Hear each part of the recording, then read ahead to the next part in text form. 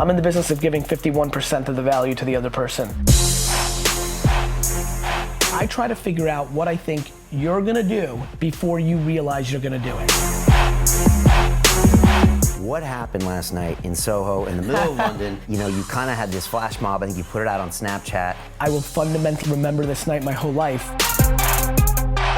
Complaining has no value. Let your actions dictate instead of sitting there and feeling like you're not in control.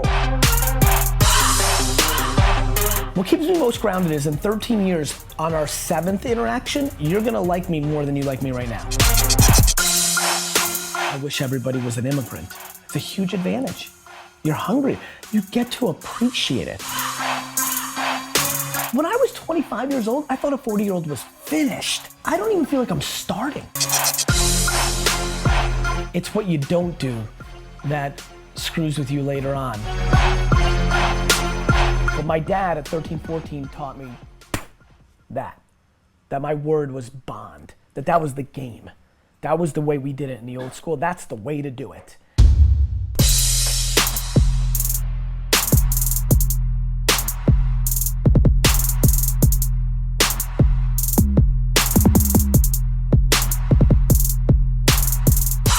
This week on the show, my guest is the one and only Gary Vaynerchuk, who is an entrepreneur, social media expert, and host of the Ask Gary V show. He's got a new book out. He's also the founder of VaynerMedia, and he's coming to London. He's actually moving his business here. I have been dying to sit down and speak with Gary for over a year, and he did not disappoint. Gary showed up rolling 5 deep. If you can see during this interview, he's got 2 microphones on, one for London Real, one for his own media team. And Gary got actually very quiet. We shot this around 9 in the morning, and it was really his only chance on this UK trip to sit down and have a proper conversation. As he told me on the show, he's used to being on stage at South by Southwest, being an attention whore, shouting and screaming and getting everyone to listen to him. But really, he went quiet and really introspective about what it was like to grow up as an immigrant, how he hates the concept of complaining, and why we all need to be on Snapchat as soon as possible. And we have taken a hint from this. We are now on Snapchat in a big way. Gary day trades people's attention, and I think we do much of that here at London Real as well. We have an amazing amount of engagement on YouTube, but as Gary reminded me, he was on YouTube back in 2006 before we got on in 2011, and I'm just so happy he's coming to London. He's also coming here in the right way, in a humble way, as opposed to as the American that's going to tell the Brits how it's done, and that's why I ultimately think Gary's going to be successful here. So I look forward to him being part of our community here in London. Now, a lot of you see what's behind me here, and people ask, what is the London Real Academy all about? Well, it's a group of 1,000 of us around the world that get together to build the best version of ourselves by upgrading our peer group and holding each other accountable. It's an incredible group, and actually some of those people have now decided to join me on an 8-week business accelerator program where we take your passion, turn it into a product, and then into a business. And there's a few remaining spots for that, so if you're interested, then click on the link below. But in the meantime, here's a little bit more about the Academy.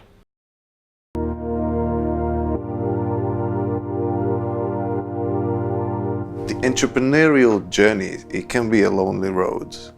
I push myself in so many areas, but you know, you can't do it all yourself. The thing about the Academy is, it's like, look, you have the ideas, you have the ability, you have the skill, and you have the sort of ambition for yourself. But when you have a group of people pulling you forward, it's so important. Accountability is what's missing from most of the programs or any gurus or any internet mentor that I had before. I wanted to get some accountability. I wanted to make myself accountable to a group, to you. The reason we started the Academy is because I felt like we were doing these amazing talks, like we'd have a Peter Sage episode or a Dan Pena episode or a Kala or someone, and you get super inspired, and then YouTube stops, and then you go back to your life and you don't make any changes. And it was just like, it felt like, what are we doing? If you're designing your life right, the good times are now. And in a few years, you'll look back and say, wow, That was amazing. The thing about the Academy is it has so many different sort of layers to it. I think your web seminars are awesome. The way you broke it down and the style of your teaching is pretty awesome. I like the feed. When I have to motivate myself, I kind of look at others struggling and getting over those struggles. So I actually follow daily the feed. Best feature would be the sort of Facebook aspect of it, the social media aspect of it, as in creating a profile with your goals, your dreams.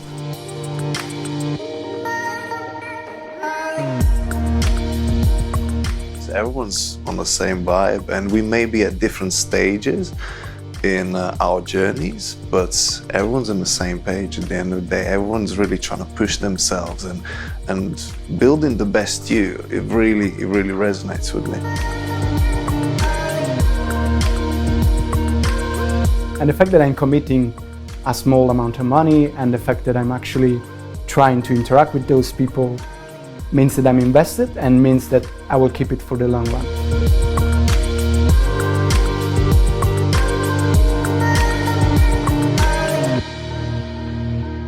You have to be serious about yourself and what you want to achieve. And if you're serious about yourself, this is going to be such a fantastic platform.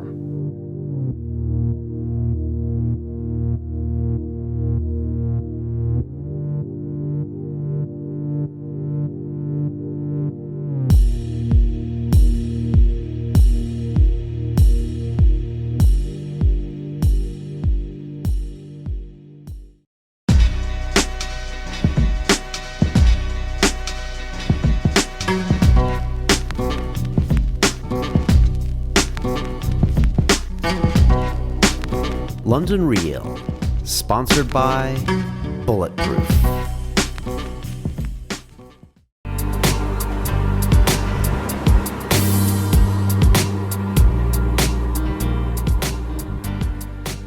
This is London Real. I am Brian Rose. My guest today is Gary Vaynerchuk, the entrepreneur, venture capitalist, public speaker, media mogul, and host of the Ask Gary V show. You own VaynerMedia, one of the world's hottest digital agencies, and are opening your first office in London this spring. You've invested in Facebook, Twitter, Tumblr, Uber, before eventually co-founding Vayner RSC, your angel fund. Your newest book is called Ask Gary V, One Entrepreneur's Take on Leadership, Social Media, and Self-Awareness. Gary, welcome to London Real. Thanks for having me. Great to have you here. What happened last night in Soho in the middle of London? I'm watching you on Periscope. You kind of had this flash mob. I think you put it out on Snapchat. Yes. And hundreds of people were there, like on a Tuesday night at 10:30.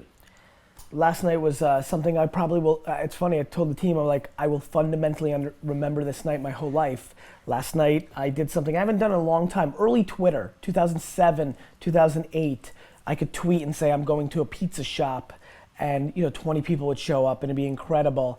Obviously I'm doing a big book signing event in London today, and I saw a lot of people tweeting and snapping and Instagramming that they were disappointed that they couldn't make it. So I'm like, you know what? Put out on Snapchat, I said, hey, tonight after dinner, I'm gonna go pick some spot, come and meet me. And I put that out on Snapchat and Instagram, and we sat and had dinner, and I said, we were debating how many people would show up. And I was like, man, if 50 people show up, then I feel like my brand is really doing something, like something's happening here. And there was 250, 300 people. It was complete insanity. I'm doing a daily vlog called Daily V, so thank God D-Rock was there. I keep looking over at him. He recorded it. I can't wait to see the footage. It was super humbling. I mean, it started at 10:30 at night. We were there till 1:30 in the morning. People literally stood there for an hour and a half, 2 hours, 3 hours just to take a selfie or ask a question. I don't even know how to put into words the level of gratitude and humility that you have to feel as a human being, that in a couple of hours in a country you don't live in, that people would show up to that level. It was a super cool night for me, man. Does the vibe here in London feel a little different, with the people asking you slightly different questions than if you'd done that in New York or LA? It's so funny. We, I was born in Belarus in the former Soviet Union, so I think I'm a little bit of a different American. I'm an immigrant. I have European roots, and I grew up in the wine business, as you may know. So I've spent a lot of time in Europe in general.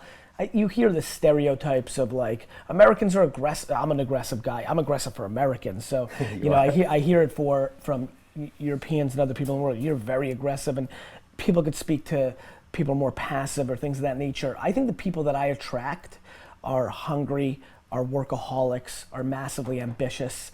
And so, you know, not really, you know, like outside of the accents, that felt like the same thing would have happened if I was in LA or you know, San Francisco or anywhere else in the US that's not New York and had people show up. They're hungry and ambitious, and the kind of stereotype that an American businessman or woman impose on other parts of the world of not as hungry. And look, I'm cynical to tea time and pub culture in the UK. Like I'm cynical to people that work 8 or 10 hours in the US and think they're soft. So I can go there, but not the people that are gonna come out on a Tuesday night at 11:30 p.m. and ask a business question. They're hungry. Yeah. Yeah, I mean, we're next door to France where they have the 35-hour work week. Yes. You know, and the word hustle, I think, was invented in America. Yes. You could argue it's for a lot of reasons, maybe because there was always capital. You could always go west. You could always do things here. You know, there is that usual pieces that people don't hustle here. It's a little bit different. I mean, how is the British vibe when it comes to even social media? Is there a different kind of cultural piece as well? Look, I think there's different culture. I think there's different culture within London to the outskirts of the UK. I mean, New York is very different than my Chattanooga, Tennessee office. There's different hustle within VaynerMedia, who has a hustle leader. There's different hustle between New York and LA. And LA's on fire, my fastest growing office, and they're on fire, and it's still different because nature's real. Like in New York, we don't have Venice Beach, and we don't have yoga and juice classes going on 24/7 and sunshine blasting in your face every minute. Do I think, you know, look, there's buildings here that are like, I walked by 10 buildings today that are older than our country, right?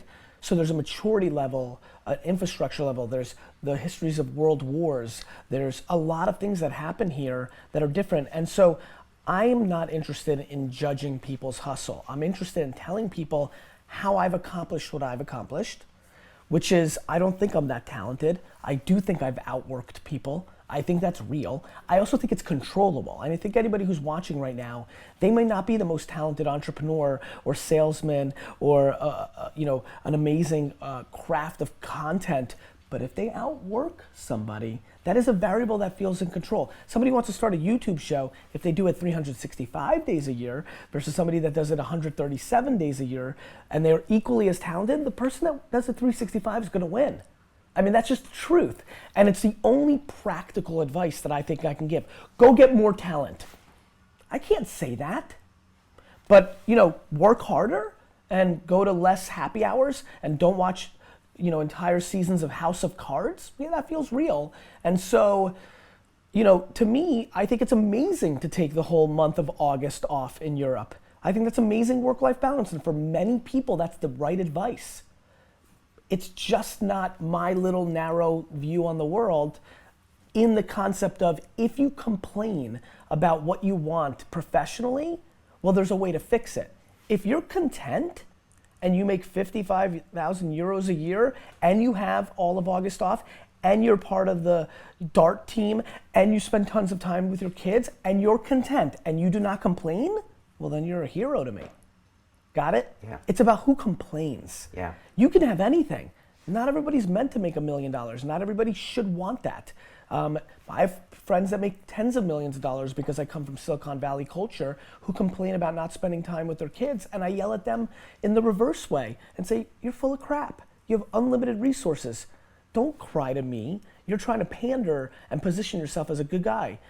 Go spend time with the kids. Let's talk about complaining, because you said bullshit entrepreneurs complain. I think you said that at South by Southwest last week. Bezos has a fantastic line where he says complaining is not a strategy. He's right.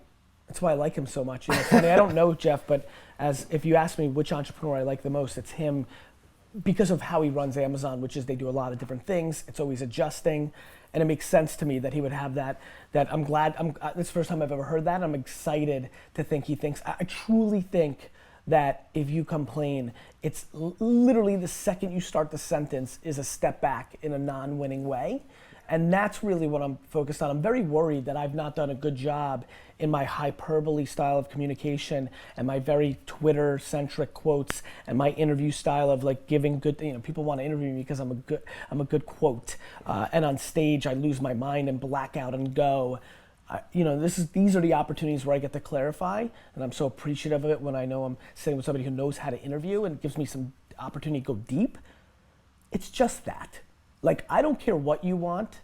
You could have anything you want. I don't want to be the entrepreneur's entrepreneur. Hustle is the only way. I'm not looking to impose my lifestyle on anybody. It's just important for people to understand that complaining has no value. And if you complain about not having enough money, work more. If you complain about not having work-life balance, spend more time on vacationing and your family. It's super simple. Let your actions dictate instead of sitting there and feeling like you're not in control. Does that come a bit from being born in Belarus, having a Russian family? Russians aren't known for complaining much, We're not far from Moscow, but they're known for just getting on with it. Also, I'm an immigrant in this country, and I think it gives me an advantage. You were an immigrant in America. Does that kind of go hand in hand? 100%. I'm writing a book right now. I have 3 or 4 books that I'm writing in my head. That's how I write them. Called "I Wish Everybody Was an Immigrant." It's a huge advantage. You're hungry. You get to appreciate it.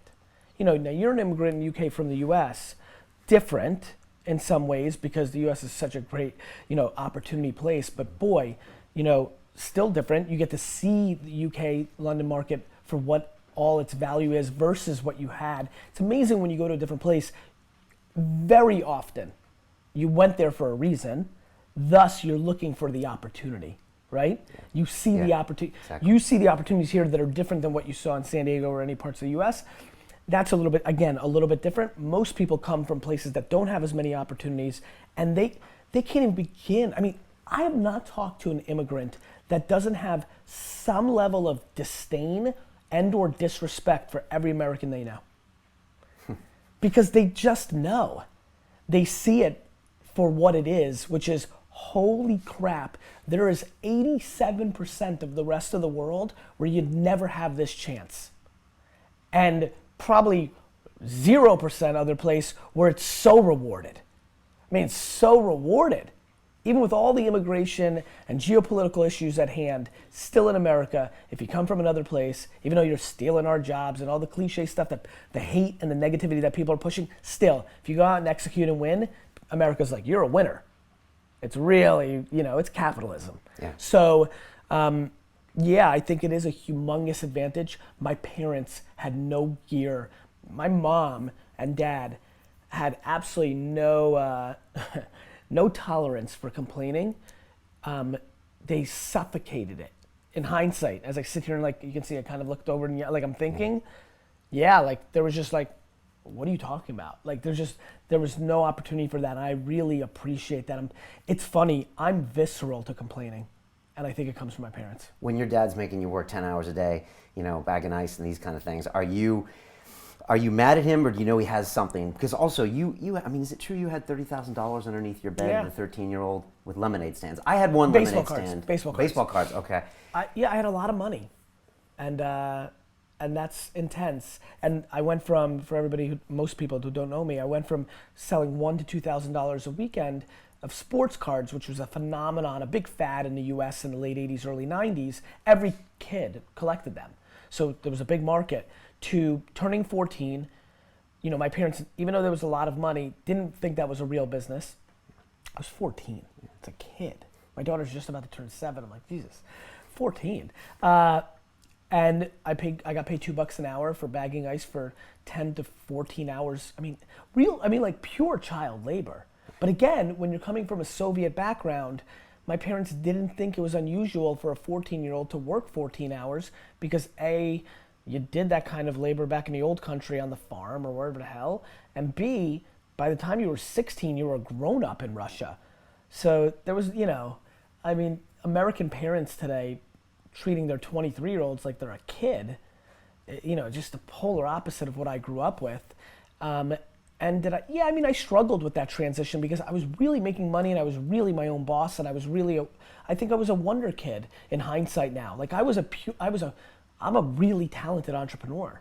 Like now as I've built my second big business with really no knowledge of the advertising world, one of the fastest growing businesses in that space of all time, not just the current one. One of your quotes is, "This is real business. This isn't guru shit." And that's what makes you different about a lot of the people that comment on social media. And I look like a guru, right? I hyperbolize, I spiel, I've got bullshit energy, you know, like I'm a little toned down now, but you give me more, this is more, I like, you know, this is where I can probably have this is a good thing for me. This is a little bit less energy, I'm a little more zoned in. I'm up for the challenge of a good interview. But you put me on stage on a panel where I'm starving for attention because that's just who I am. And I've got, 4 minutes out of a 30-minute time. What am I gonna say? I'm gonna say stuff that's gonna grab people's attention so that it's a gateway drug for them to dig deep. But when I'm gonna sit there and say, TV is dead and you guys all suck and like the world is, like people, what are they gonna react to, right? And again, I'm also charismatic, which is an inch away from a cousin of being full of shit, right? And so like when you have all that, the reason I say that is what bothers me is when a normal person in a normal setting who's not in a crowd who's getting my spiel, but we're having drink, who are trying to figure out if I'm full of crap. I'm like, don't you remember the narrative? I built a $60 million e-commerce bricks and mortar wine retail business in the late 90s when nobody did that. Before I was 34 years, I was a man. I was 34 years old before I was 34 years old before I really kind of like came out and said, I'm a businessman. Here's some of my advice. I'm not a 22-year-old life coach, right? Yeah. Who's trying to sell. I don't have a mastermind course. There's no $400 ebook. You don't go to my website and then there's a paywall for you to buy my private label brain pills. Like, I think people get confused with me because I am, I'm far more the cliche old school, I'm much more, and the truth is I don't know Richard Branson's career well enough to say this because I just don't study any business person, but my intuition is he built a real business and he was a charismatic character who also liked the camera and was out there, and so I feel like I'm much more that because I actually build businesses.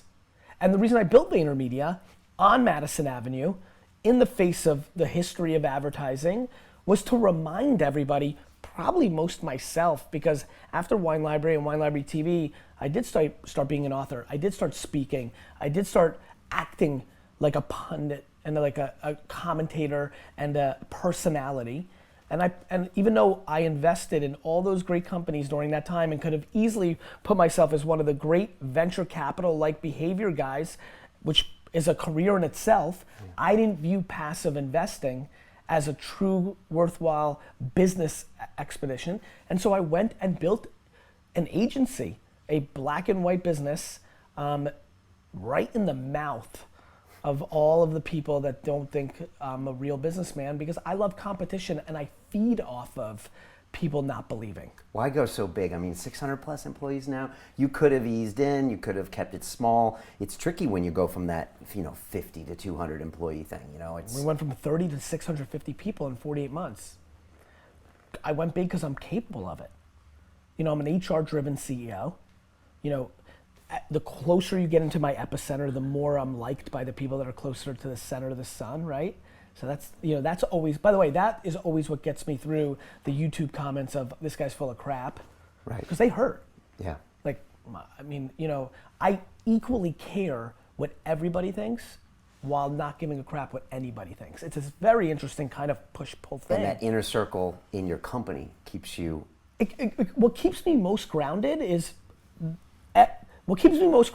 13 years, on our 7th interaction, you're gonna like me more than you like me right now. Which only proves the reverse of all the things that aren't good in life. You know how many people are loved by all these people behind the camera right now that I know are full of crap, and sure enough, after 5 and 7 and 9 years, they don't win?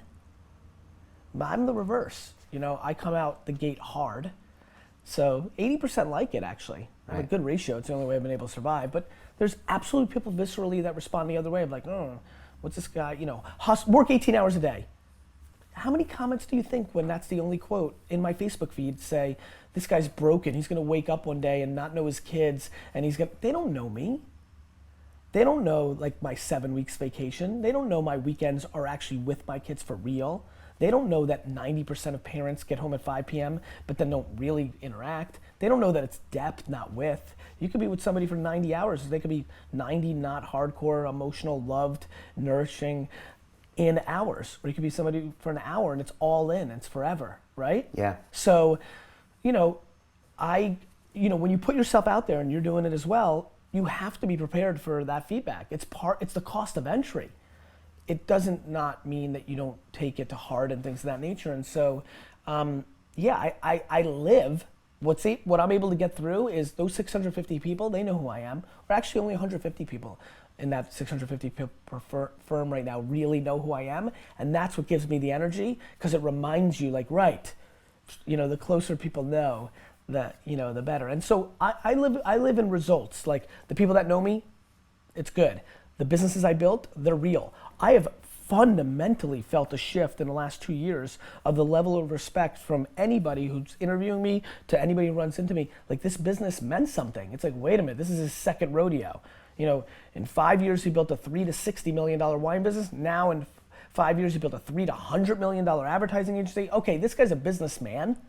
And so that's been fun for me because I'm gonna do that a bunch more times. And so at 55, when I sit with you, you know, now there's gonna be no debate. We're gonna be on to different conversations.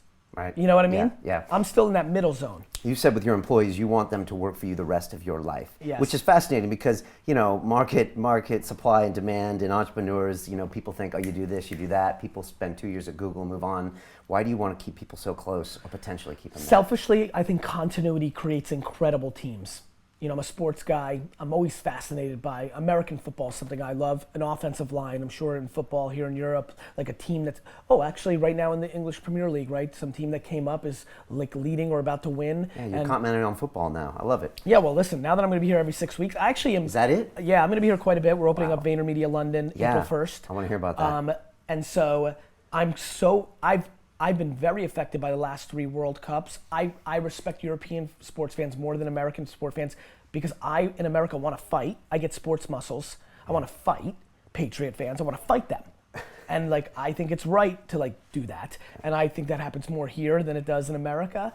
And so I always feel that I should have ended up in the UK and been a football fan. Like I would have been much more in my place than I am in America. Where They like, separate the fans I mean, here. my fellow Jet fans actually like cynically look, they think I'm a bad guy.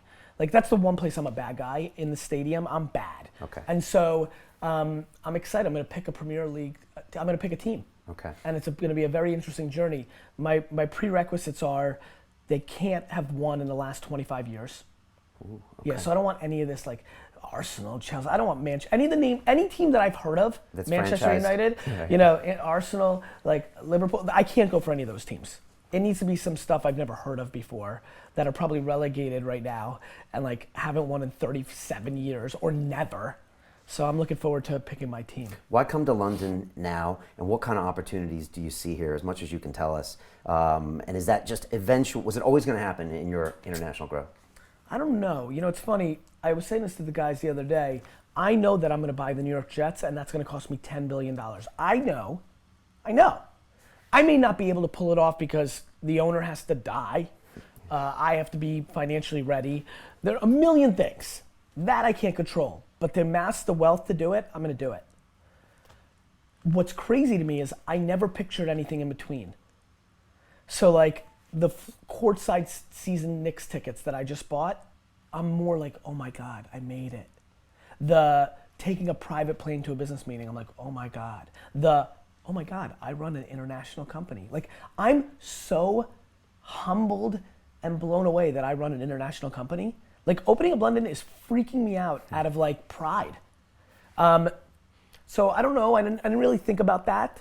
The reason now is we're ready, client, you know, when you have Anheuser-Busch InBev, when you have GE, when you have PepsiCo as your clients, they're global. Yeah. And we're doing great work and they want it. We're better at what we do than what they're getting from whoever's doing it for them here or in Asia or in South America. So I'm feeling the opportunity and the pressure. London is very convenient for New York. I mean, let's get to some of the real reasons. I'm the engine still.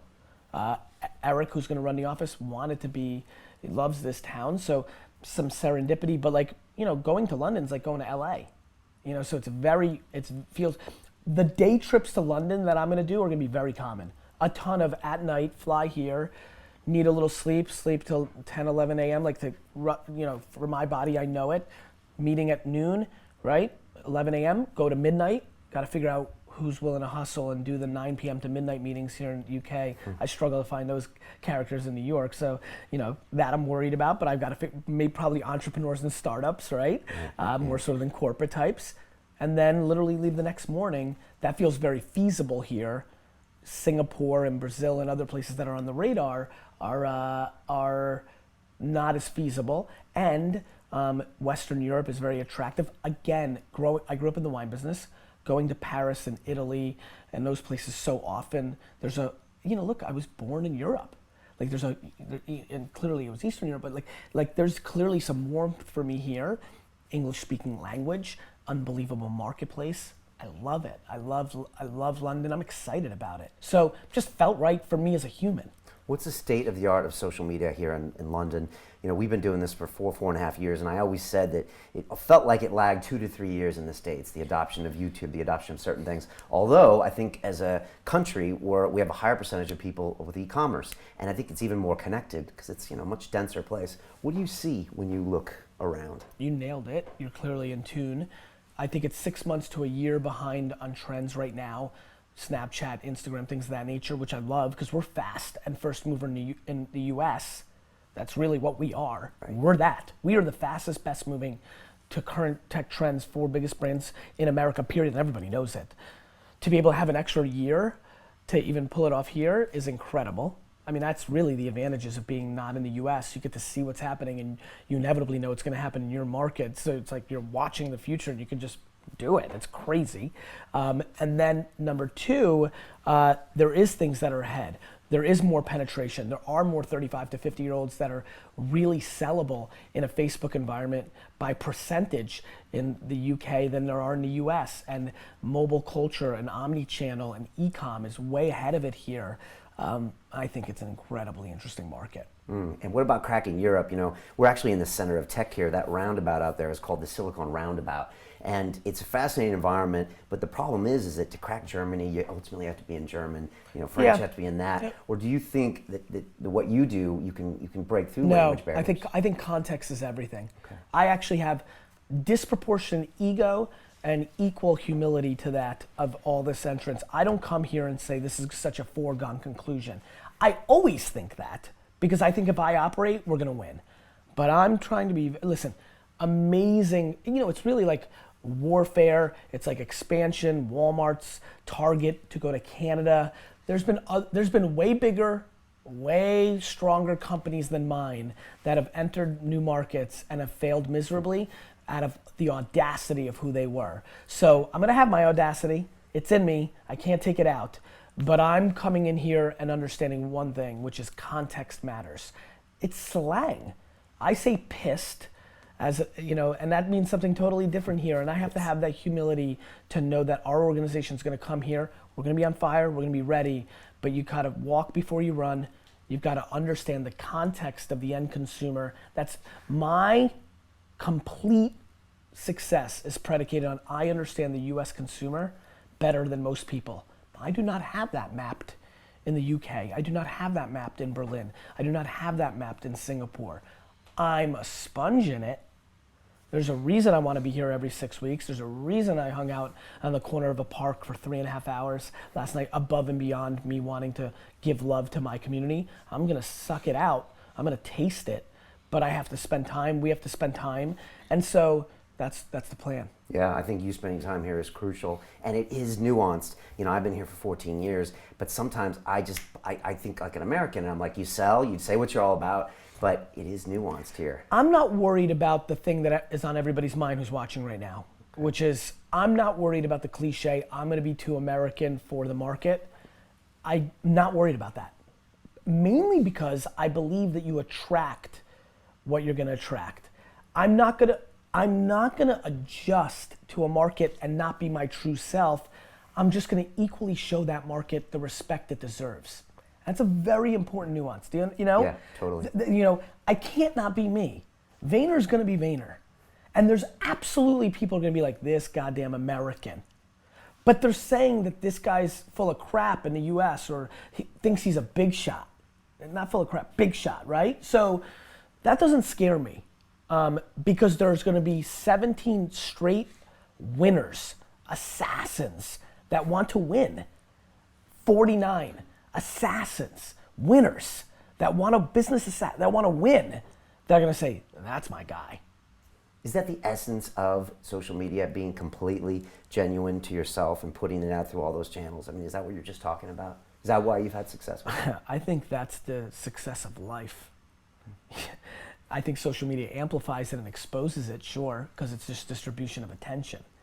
I think that people are stunningly accepting of anything if they actually believe that's the purest form of it. I think I'd be less acceptable if I hedged. I really do. Right? Yeah. Like, and I could see it in your face right now. People will accept you. People accept everything. Just be you. Be you, and clearly people like react. When you're trying to fake something and you've got bad intent, well then that's visceral and we hate. But I actually think we don't give love to the person that actually knows they have it and they're trying to fake it to conform. Hence why I won't adjust to this market all the way, because I don't think I'll be respected. I know tens of thousands of people from the UK, from this market in my life, like a lot, unlimited amounts, and they're not gonna like me more for, they'll appreciate the gesture, right? For about 45 minutes. And then you're gonna lose. And so I know what my intent is. So why would I be scared? I wanna build the biggest building in town. That's who I am. And you know how I wanna do that? By building the biggest building in town. And a lot of people wanna build the biggest building in town. And you know how they wanna do it? By tearing everybody else's building down. And that's who I know I am. Got it? Got it. You say that's it. Yeah, no, that's it. That's it, man. You say you day trade people's attention. Yes. Can you explain that? Yes, I can. I've come to realize my success is predicated on, you said something as we were miking up. I did this and I went all in because I knew in 2011, like way back then, that YouTube was important. And it was powerful to me. It was such a pure statement from you. And then, very honestly, I was like, Jesus Christ, I knew YouTube was important in 2006. Yeah, I know. And I know you know. I mean, I started a show 4 months after it started, and you were so right, and it was early. 2011 was and I was like, my God, I have had a career of launching an e-commerce business in 1996 when I was a kid, when I was 21 years old, and every 40-year-old businessman that I knew, because I'd grown up in the wine business, and here are these people that owned $100 million liquor wholesalers, told me the internet was a fad. Like any other young kid, these $100 million businessmen could have imposed their will, and what happened in my brain was, you're finished. That spirit, right? Email marketing in 97, Google AdWords owning in 2000, YouTube in 06, right? Twitter in 07, that's my career. Snapchat, when everybody was like, that's for kids, I'm like, it's not. So when I say day trading attention, what I mean is I try to figure out what I think you're gonna do before you realize you're gonna do it. I know 45-year-olds in the suburbs of London are gonna be on Snapchat in 18 months, and they don't think that. And so what I do during that time is I figure out how to storytell on it, how to be a creator of content on it, how to monetize on it. So by the time everybody shows up, I know what to do. And you're still bullish on Snapchat? The most. The most. The most. Other things you talk about musically, you're a fan? Yes, 30 to 60 million, depending on the numbers, active monthly users, very big on junior high in Asia and America right now. How can't you be? There's something brewing. Now, could it become Yik Yak? Could it become MySpace? Well, not MySpace one, and then, could it become Yik Yak, which is probably a good one that's recently happened, that if I was doing this a year ago, I'd be like, Yik Yak. Sure, it can. But I don't worry about if these things are gonna go away. I think of it as a hit TV show. When Seinfeld's #1 on television, well then you advertise. And when it's not, you don't. Right. So like me worrying about if Facebook's gonna be here in 4 years or if Snapchat's gonna be here in 4 years, I don't care. I know that Snapchat has 125 million active monthly users and that everybody 15 to 25 in the world is spending all their time on it. Why in the world would I know that everybody who showed up for that meetup last night and showed up to my book signing in New York was a hell of a lot younger than they were the last time around. And that's because I'm playing in a younger sphere. You said 2 successes for social media platforms: win over the youth market, Yes. be extraordinarily useful. Useful's key, man. Like, you know why this has so much potential for more and more success? You're bringing people that bring the audience value. Value. Now, value comes in a lot of ways. Your smoke show attractive. That was valuable. I enjoyed myself looking at you. You're bringing information that changes people's businesses. That's great. You're super entertaining, and for that 2 minutes on video, I escaped the fact that I'm in debt and that I have a bad job, and you made me laugh and I escaped. So the tried and true forms of value have always sat there. Entertainment, escapism, information, but you've got to be useful. You can't just do, how many people have YouTube or television content, well not TV, YouTube and social media content that's only useful for them? That the entire content is predicated on what's in it for the content creator? I'm in the business of giving 51% of the value to the other person. If I can, that is the key to my life. If I can give a little more, I sit here today with you right now, the only thing I did for this interview was like, how do I bring value to the people that are watching his show? Even, I do I'm doing the tour right now. At the part I hate the worst is at the end. I did 4 radio things the other day, like, all right, Gary, great interview. Now, where can people get your book? Which is where they try to pass the baton and give you your right hook. My answer has been pretty consistent, which is, if anybody who's just listening doesn't know how to buy a book in 2016, they've got much bigger problems. I don't need to promote that. Let me bring the value. And so yes, value is the game. And that's the jab, jab, jab, right hook. You're always jabbing, always jabbing. I've been listening to the Ask Gary Vee show recently, and it's like the first time I've ever heard you talk about, buy this or the book That's or right. anything. And it's almost, I can hear your voice, and it almost feels strange to you. It is, I hate it. Yeah. I hate what's going on right now. I hate these 6 weeks. I hate that every 3 years, for 6 weeks, I want to sell something that's $20. I hate it because I know what's coming, which is the comments. I live for my community. The comments were like, oh, Gary, I don't know what your intentions have been. And I'm like, are you serious? Are we really in a place right now where I've disproportionately outvalued the entire marketplace for 2 3/4 years in a row, and now I'm asking you to consider. By the way, I'm not forcing you. I don't switch my content into a paywall where you have to give a book receipt to get it for 6 weeks.